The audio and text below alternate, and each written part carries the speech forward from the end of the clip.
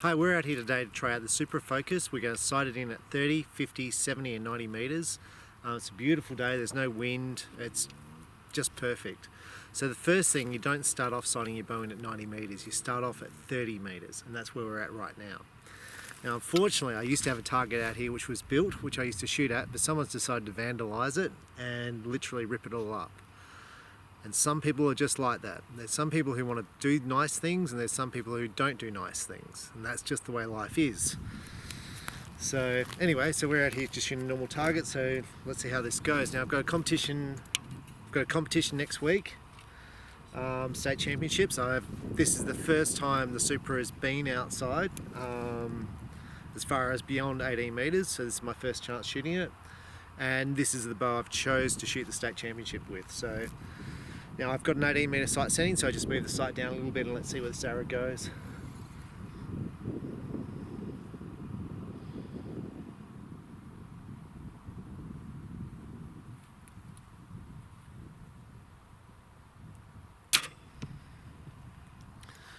Now I was doing a review yesterday on the Elite Echelon bow, and I made a statement. I said that people really like a hot looking bow and a hot looking car and a hot looking girl, and I got some comments back on that, and some people really like the matte finish on the bow and some people prefer gloss, and there's always going to be alterations on what people prefer as far as looks on cars or bows.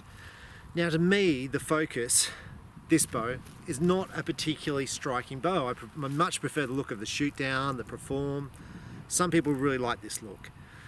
Now the colour on the Focus comes in a whole heap of different colours.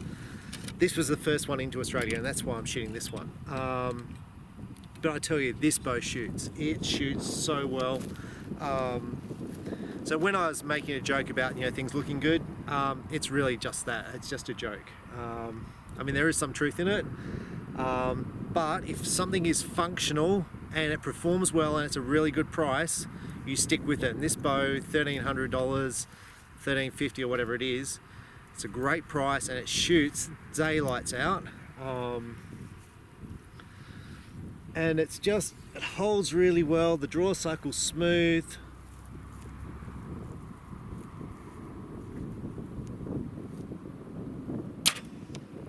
So all I've got to do is sight this thing in. Now also I've mentioned about the car. So I do have a Merc Sports. And there's a story why I've got that car, and I'll tell you if I can continue shooting, but anyway. I've also got an old Ford Territory which is made in Australia. I like buying Australian built cars. I've had it since they started making them. That's just a functional car. It's never broken down. It's 15 plus years old. And I've got it because it's functional. It's good value, functional. So while things look hot and all that, there's a thing for functionality, and the Supra Focus is definitely that. This bow shoots, and I'll tell you why it shoots.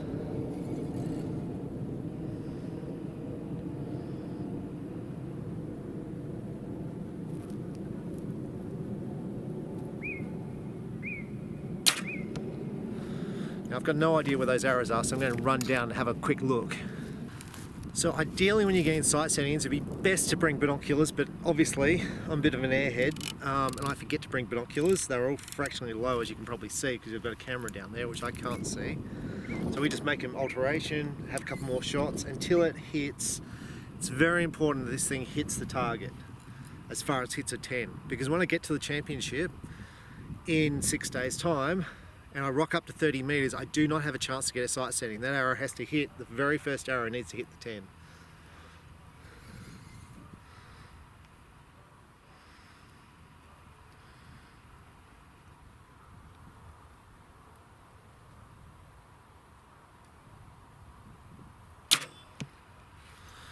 Now I'll just run down there and have another look. Now ideally I'd have the target at the same height as I'm shooting. I'd have this all marked out. To be the same as a target range. Now I don't have that luxury, or I'm not organised enough to have that luxury, but eventually I will make a new target out of steel, so it can't be vandalised.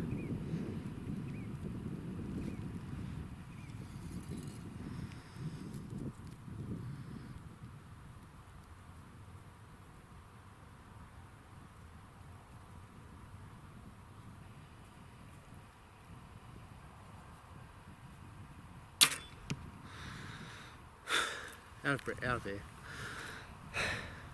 My breathing's actually pretty good, but ran out. Okay, let's have a look.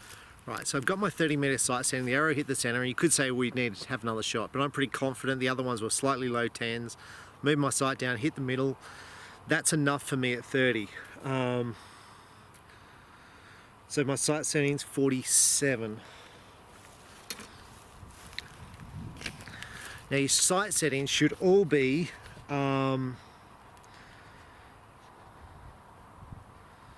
related to each other in distance. So if there's a gap of, let's say you're shooting 10-meter gap distances, the distances between the sight settings should be related to that gap. So let's say your sight is, let's say it's 10 meters per distance you're sighting in at, there might be a five spacing gap between the distances. As you move back to longer distances, that gap will slightly expand. So now back to 50. Okay, so I got a question the other day from one of the viewers about shooting distances. And it went something like, if I get it wrong, that's okay. It went something like, I'm shooting in 16, 18 meters, is that okay? I like to shoot longer. Now, I do all my shooting at home at close distance. 18 meters I shoot at home. 18 meters is the indoor shooting range. Now for me it's about repetition, building the muscles, getting the shot execution right. Now would it be better if I practice at 90? Look, it may be better, but for me it's I'm time short, time poor. So it's just about trying to get the time in to put the arrows down. I'm not shooting enough. I'm trying to strengthen my body, I'm trying to run to improve my lungs. So for me, yeah, it might be better to shoot 90 and 70 and 50. But for me, shooting at home, it just enables me to go out there before work and after work, shoot a few arrows, and hopefully shoot enough that come competition day, that I'm shooting good enough that I am competitive. And we'll see in 6 days whether I am or not. Now this sight setting, because I really don't have another mark, is a bit of a guess. So this could literally go anywhere. So I know what 18 is. So my sights have dropped 9, so I'm going to guess they're going to drop about 15. So put it on 62 as a guess. I'm going to put it on around 60 as a guess to start with. Now the Supra, I was watching a video on the Supra from Dan Jansa, and he was explaining why this bow is so good. And what he said was because the grip point here and the limbs are actually behind the limb point or more back than a normal bow, the harder you pull into it, the more stable the bow is. And I'm definitely finding the Supra is very stable to shoot. I'm shooting very good groups with it. I'm shooting some bad arrows as well, but that's me, you know, like me shooting in the 9 and it goes in the 9, but my shots are really strong and solid. So I just thought that was an interesting comment. So let's see how this goes.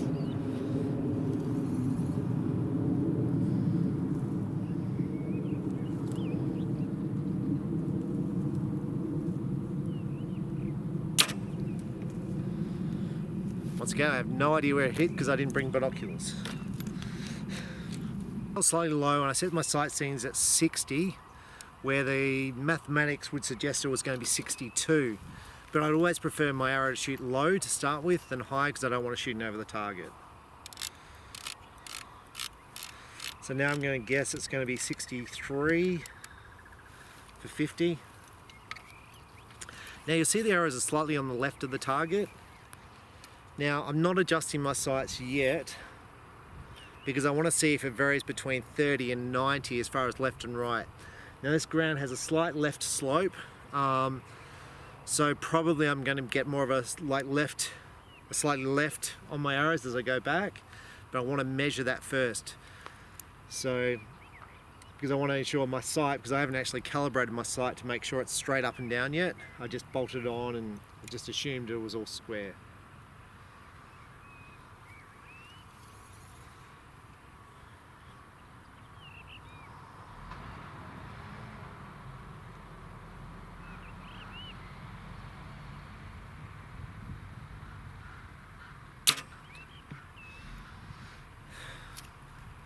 Right now I'm wishing I brought binoculars.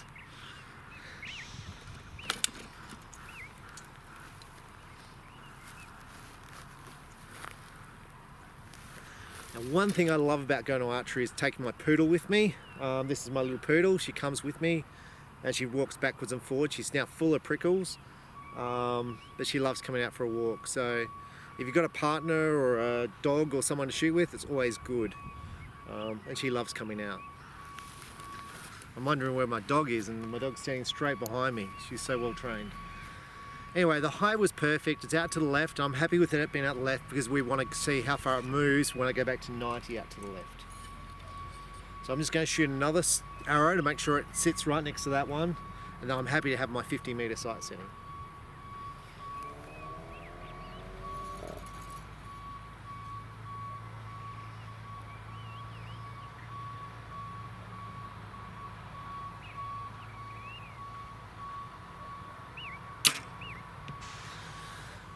Look, I don't know where that went. I think it went in the middle, so I'm pretty happy with that. Now, I got a question from an archer about shooting distance, and he said his peep sight varies as he goes back in distance. Now, so far my peep sight at 18 at 50 is identical, so my peep sight lines up. So when I put my peep sight on, it lines up with the center of the scope between 18 and 50, and we'll see if that's the same at 90. I'm going to suspect it is the same. I suspect it's to do with moving your hips as far as tilting at the waist to shoot the distance. So that's what I'm assuming. That's what we're going to test as well. Okay, so we're back at 70. Target starts to look really small.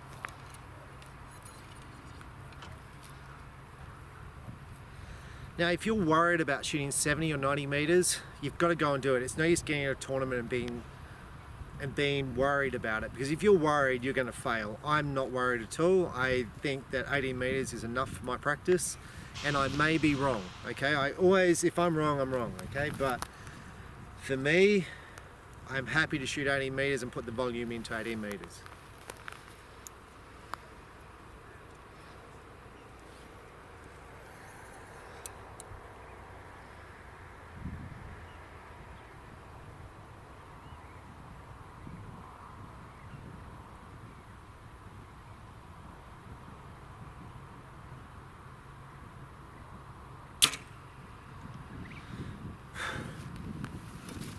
Now with that 70, I noticed my peep was moving up fractionally, so I'm just going to shoot one more shot. So I was actually struggling to see the bubble for that shot, but I wanted to actually shoot the shot because my hand felt like it was in the right spot on my face. So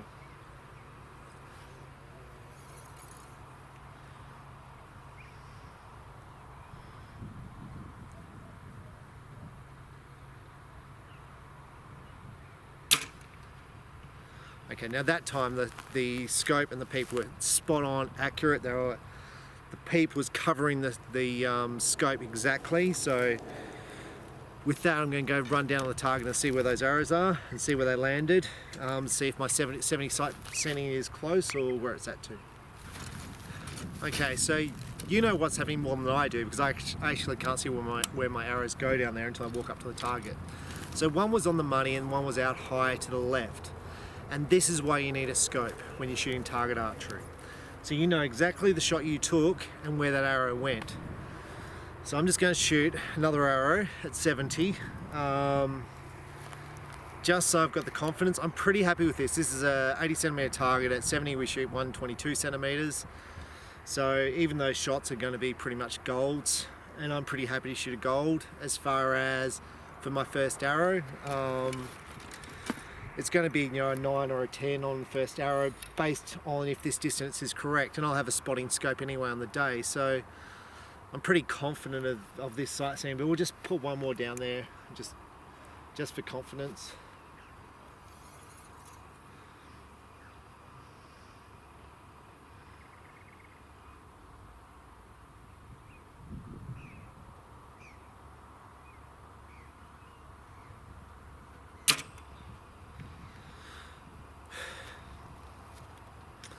I have no idea where that went. So So I'll get in and see. Actually, I'll shoot another arrow just to make sure.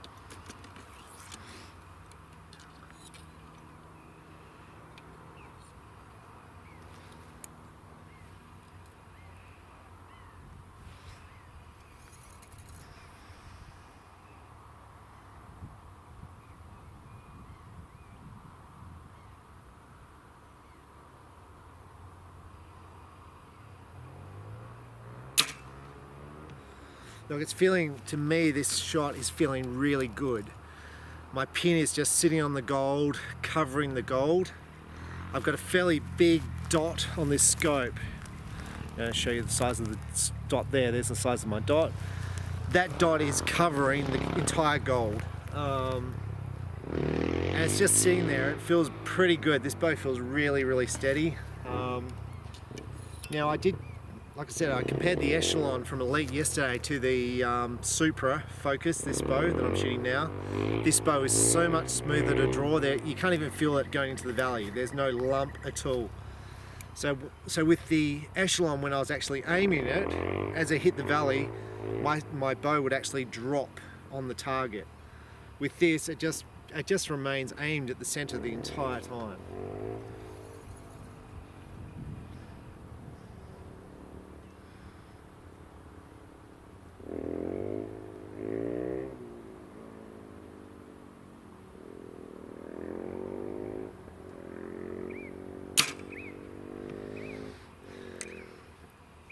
That's not to say the Echelon didn't shoot well, it did. It was just the draw cycle felt smooth, well, it is smoother on the PSE with the Evolved Cam system. You just can't feel the valley, the bow doesn't move as you're drawing it back. To me, it's the best of the target bows as far as the draw cycle, and also the fastest. So yeah, that's why, you know, when people go, oh, you're a PSE pro, whatever, like biased, it's like, yeah, you've got draw length adjustment, easy, don't need a bow press, anyone can adjust it, price is good, and the draw cycle's good. What else do you want? And great backup service. So yeah, I'm biased. Okay, I'll just go down and see where those arrows are. Okay, now you saw the arrows were in a dead straight line on the left of the target. My other arrows have been to the left of the target, and they're just a smidge high. Now, one was in the right height, but the other two were high. So what I'm going to do is I'm just going to check the sight setting. That being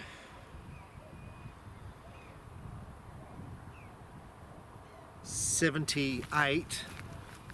So I'm just going to write down 77 as a sight setting, so it's a smidge high, just in case.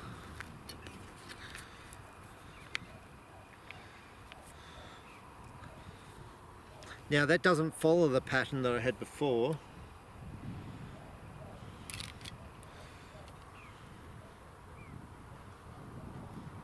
So that doesn't follow the pattern, so that's a 14 gap distance, where my other one was a 16 gap distance. So maybe I'll put down 77.5. Now for 90, I'm going to go the 16 gap distance again, with that being 93, I'm going to guess, is 90 meters. So now we go back to 90 and we check 93. Now just on the Echelon point, I really like the Echelon bow to shoot. I thought it shot really well, and some people left comments to say, well, maybe you should set it up and shoot it. Now look, I reckon I'd shoot really well with the Echelon. The problem with having all these bows that are really good to shoot, you can only shoot one bow at once. And when you buy a new bow, it costs you $2,000 with the Echelon. The Supra is like $1,300. And yeah, I could sell it afterwards, and I am certain I could shoot a good score with that bow. No question in my mind at all. But for me, like, I'm shooting really well with this bow. So if anything, I'd buy another one of these Supra Focuses because they're cheap as a backup. Maybe have one set up for field archery, one for target archery with a different dot in the center, because I like a bigger dot for target and a smaller colored probably for field because of the color of the target face. So anyway, that's all up for you guys to think about and make a decision. But for me, like, I did definitely think about buying an Echelon, but for me, $2,000, I've got to perform. I've got this, I probably want an indoor bow.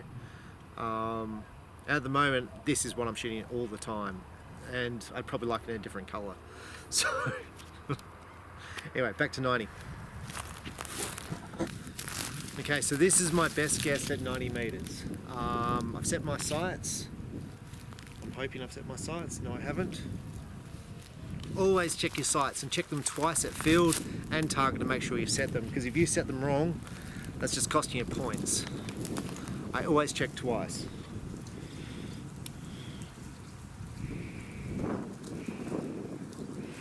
Now I'm just going to show you where my sight is sitting for 90.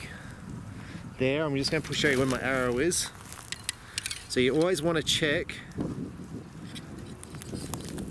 You can see I've got plenty of gap between the sight, the scope and the arrow now. So ideally what you'd want to do is move this whole sight down here on the other pins, but I'm not going to do that because I've got competition next week. So I'm going to shoot it as is, and let's just hope this goes in the middle. We'll see. Now I'm not a big fan of 90, they don't do 90 anymore in America, it's gone, it's off the calendar. They shoot 50 metres, they shoot 4 lots of 50s. Australia's still stuck on the old international standard of the men's feeder.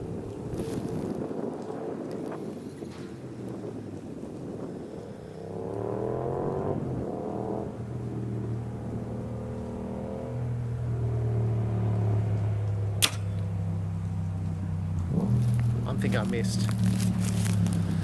I'm thinking I missed. I'm thinking that arrow went to the left of the target. So I'm actually going to move my whole sight to the left.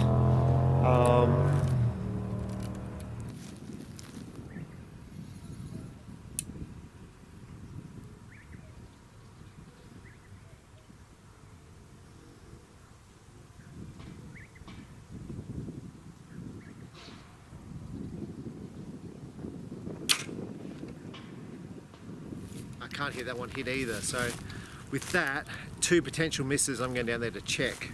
Right. So I'm super happy with that. The arrows are slightly low, which is what you expect, because at 90 you get a little bit more drift downwards. So that was extremely good. Now the arrows were, the first arrow was to the left, as you saw, it missed the target. The next arrow was right in line, so it was only a slight little click to the left. So I've got to watch that come the competition, knowing that my arrows are drifting to the left at distance. So as I move closer, I may have to just give it one click in. So I've got to watch that on competition day. So now all I've got to do is sight this thing in, and we're ready for the comp. So I'm just going to talk about the peep. Now at 90 metres, my peep and the scope were spot on. I've got no difference in variation here at all. Now I'm not sure the person who suggested to me that the peep was moving, I reckon what he was doing is this with his arm, moving up and down with his arm, and hence changing the angles, not moving at the hips. When I say moving the hips, moving like that. That's my gut feeling. So I don't know, I haven't seen him shoot.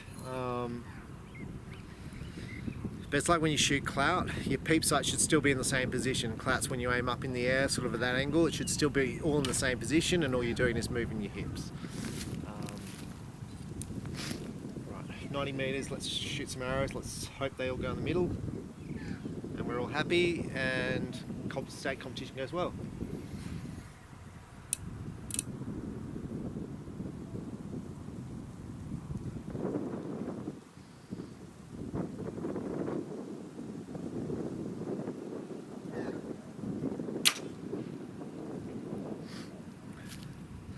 So far away, I've got no idea. I heard a hit, I've got no idea where it hits. There's grass covering the target, so I can't see anything. It's a spectacular view from where I'm standing. You can see over all of Adelaide, way down as far as you can go. You can see the tankers in the distance. It's awesome.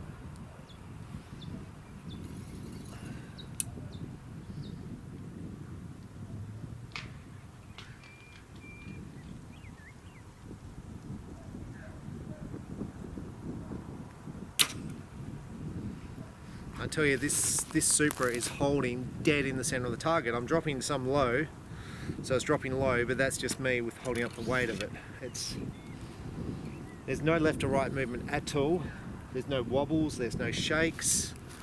So some bows, I think on the echelon, I was saying I was getting a little bit of left and right. There's none of that at all. There's just dead, like there's nothing. If you watch the end of my stabilizer, a little bit of wind here today, but it just feels fantastic.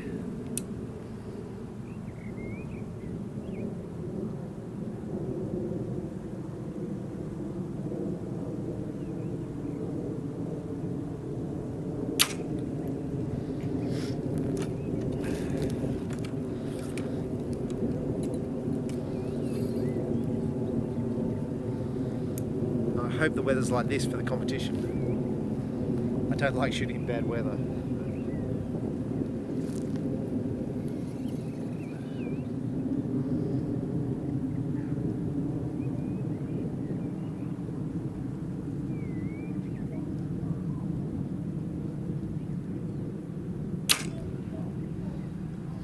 So with the competition just 6 days away, my plan, and whether I can do it or not because I've got heaps of orders at the shop, is to shoot morning and night. Not too much that I hurt my muscles and I'm sore, because I don't want to be sore leading up to a comp, but enough that I'm still building, and without any pain. I don't want any pain prior to the shoot on Sunday.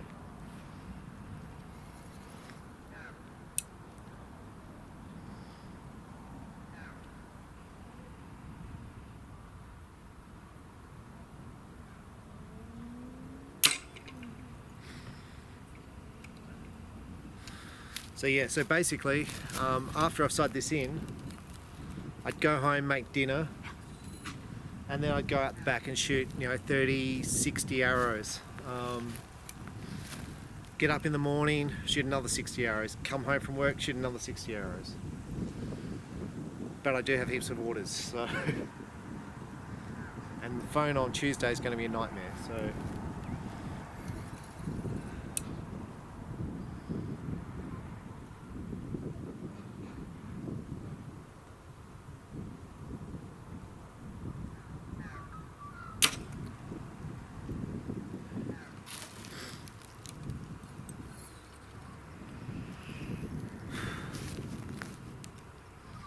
Find archery really relaxing. Someone said to me on YouTube, they said, while you're aiming, the world just disappears. And it's like, yep, it's just complete focus.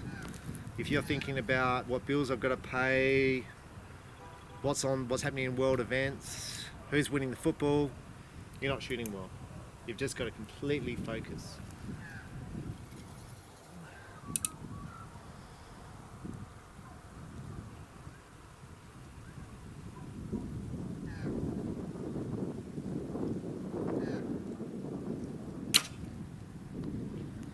I'd be happy if that was a little low in the gold, because I didn't quite cover up all the gold when it went off.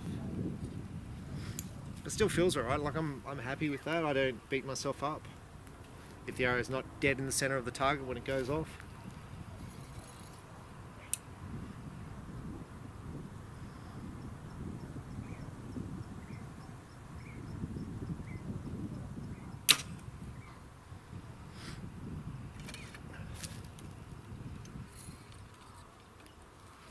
Last one, and then we're going to see where they are. Hopefully they're in the middle.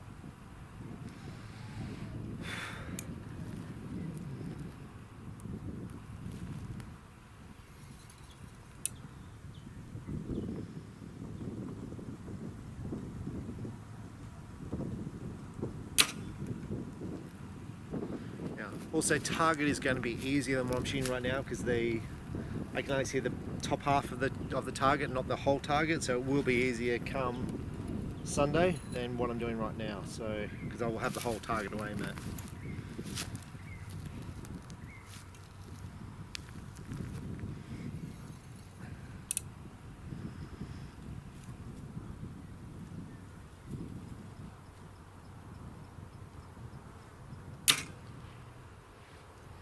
Let's go down and see where those arrows landed, because I have no idea.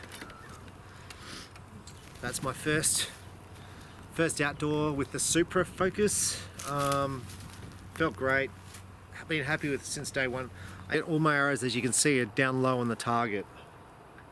Now I'm pretty happy with the grouping. The grouping's actually pretty, like, it's not like I'm shooting at 18 meters where they're all clumped together, but that's not bad for 90. I'm pretty happy with that. And like I said, I don't have the whole target to aim at. So I think what I'll do is I'll shoot one more end. I'll move my sights down a little bit further. So I've got confidence that 90 meters I can nail it. When you shoot target, you do have 2 ends of practice. So I'm probably pretty happy right now that I could go there and get a good score. But I think I'll just shoot one more at 90, and just for reassurance of myself that those arrows are going to go in the middle. But at the moment I'm feeling pretty good about the whole outdoor experience. Now I want to show you the coast. I'm hoping you can sort of see the coast in the background. Anyway, it's truly spectacular.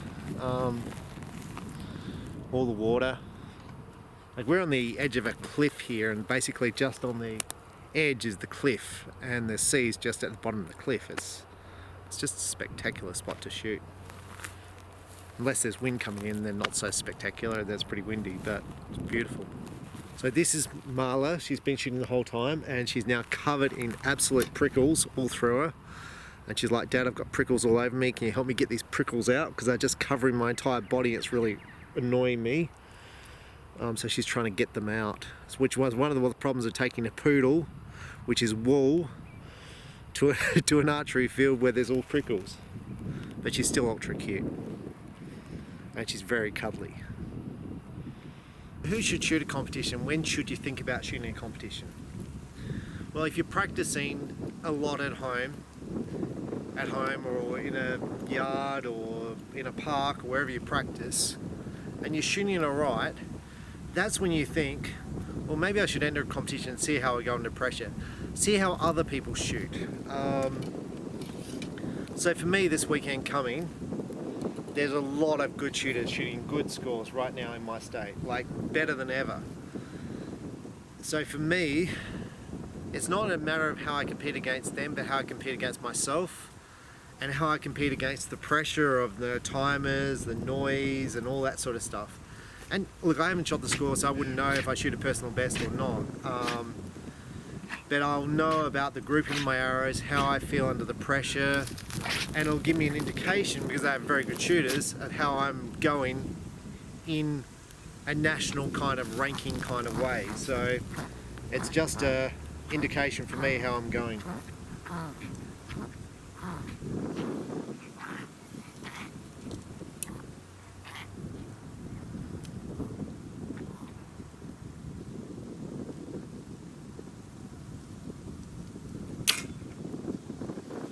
It's all very well for people to shoot big scores by themselves,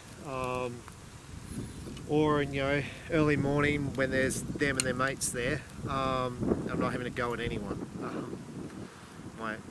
But on the same day, on the same weather conditions, when you're not shooting with your mates, when you're shooting on a mixed target with people who are going to watch your scores, so I'm kind of implying people cheating.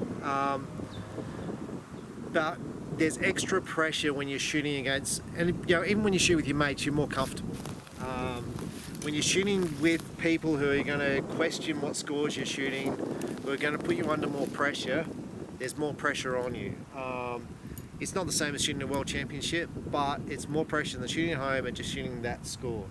So that's when you shoot a competition, when you've got that confidence and you can go, look, I'll give it a go.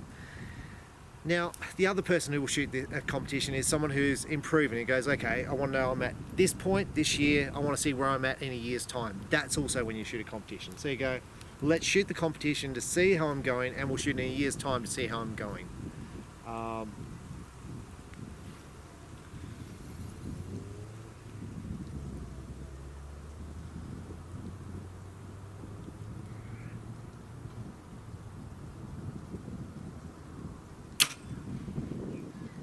So I shot a competition one year, I didn't win, I came second, I think.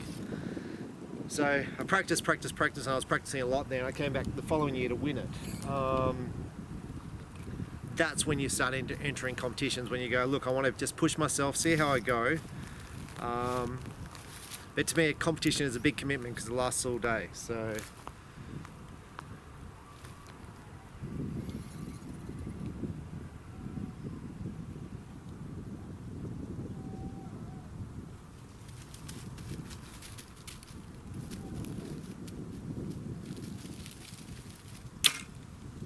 I get one day off a week, and on that day I generally work. So it's a big commitment for me to shoot a competition. And on the day when I've got the day off, that's when I do my housework and, you know, do the washing and ironing and all the other stuff and do all these YouTube videos.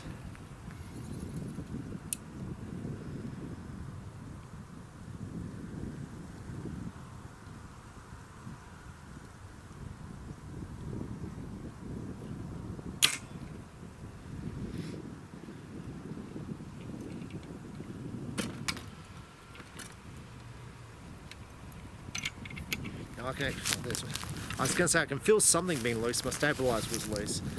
Now the bottom rack of weights here is coming loose, so I've got to put some glue or put some tape on that to stop that coming loose on the competition. Come competition, you don't want stuff coming loose. Like if the bow breaks or something happens, you go, well, fair enough. I mean, you could have a backup bow. For me, I just like,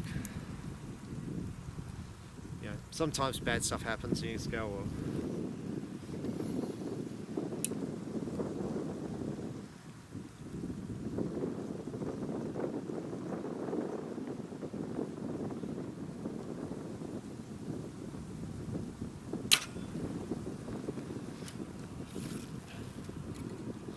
So one thing I prefer not to shoot 90 meters and 70 meters because I've got no idea where those arrows go. I take the shot, I've got no idea where they land. I've got no idea if I hit or miss. It's just complete nothingness to me. It doesn't feel good to shoot it. There's no feedback.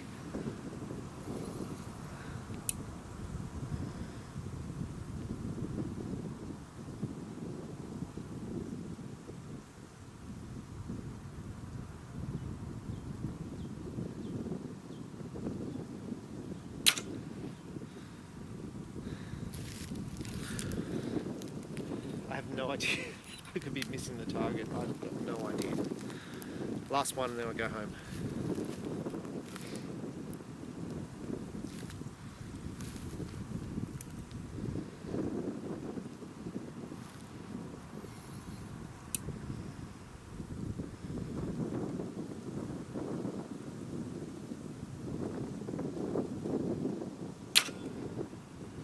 Now that felt like a good shot. I don't know where it went, but felt good.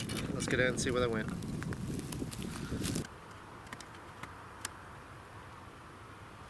And that's my poodle. She stays there and guards my bow.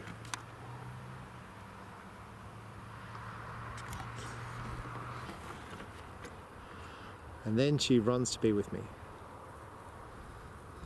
I'm sorry, you probably don't want to see my poodle running to be with me, but I think it's cool. As you can see, my arrows are still low on the target. They're actually closer. So I'm just going to move my sights down a little bit more. The arrows are slightly to the left still, but there's a slight left wind coming across the field. So with that, even though they're not in the gold, I'm happy with that. I'm just going to mark my sight one position lower than whatever it's on right now, and then I'm happy for the competition. So after this, my thing is I'm going to go home, jump on the treadmill, pump some weights, then go and shoot some more arrows and have dinner and make sure I trim my poodle because she's got prickles all through her. Thanks for watching. I'm Stephen Hand from Archery Supplies. Enjoy your archery because that's what really counts, that you enjoy it. Thanks for watching. Bye.